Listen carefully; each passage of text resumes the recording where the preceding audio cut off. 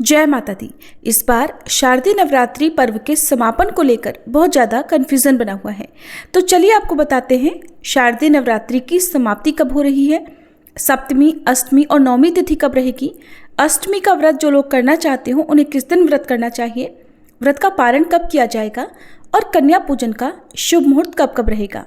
इस बार नवरात्रि 22 सितंबर सोमवार से शुरू होकर 2 अक्टूबर गुरुवार के दिन समाप्त हो रही हैं।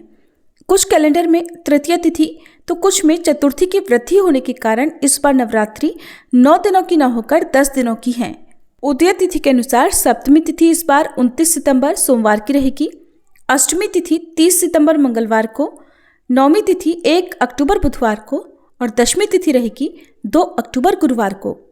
अष्टमी तिथि 28 सितंबर रविवार को दोपहर 2:28 से शुरू होगी और 29 सितंबर सोमवार को शाम 4:31 पर समाप्त होगी। उदय तिथि के अनुसार 29 सितंबर सोमवार को ही मां कालरात्रि की पूजा होगी और सप्तमी का व्रत भी इसी दिन रहेगा।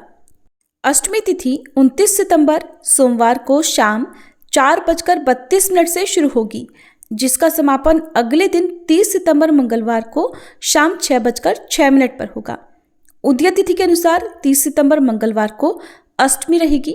इस दिन मां महागौरी की पूजा होगी और कन्या पूजन जिनके घर में होता हो वो इसी दिन कन्या पूजन करेंगे। कुछ लोगों ने कमेंट करके पूछा था कि क्या हम सोमवार के दिन कन्या पूजन कर सकते हैं क्योंकि अष्टमी लग रही है।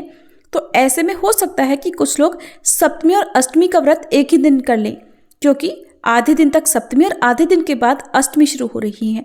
तो जो लोग अष्टमी का कन्या पूजन किसी कारण से सोमवार को करना चाहते हो वो शाम 4:32 से शाम 6:18 से पहले पहले कर सकते हैं, क्योंकि हमारे सनातन धर्म में उदय तिथि को मान्यता दी जाती है और कुछ व्रत त्योहार ऐसे होते हैं जिसमें उदय तिथि के अनुसार ही पूजन करना चाहिए। उदय तिथि का पालन करते हुए 30 सितंबर मंगलवार को कन्या पूजन आप सुबह सूर्योदय से लेकर दोपहर 12 बजे से पहले पहले कर सकते हैं। सूर्योदय का समय जो है वो हर जगह पर 1-2 मिनट या कुछ मिनटों के अंतर से हो सकता है, तो आप अपने क्षेत्र का सूर्योदय समय जान लें और उसके बाद से कन्या पूजन कर सकते हैं। नवमी तिथि 30 सितंबर मंगलवार को शाम 6:07 से शुरू हो रही है, जिसकी समाप्ति 1 अक्टूबर बुधवार को शाम 7:01 पर होगी और 1 अक्टूबर बुधवार को दोपहर 12 बजे से 1:30 बजे तक राहु काल रहेगा।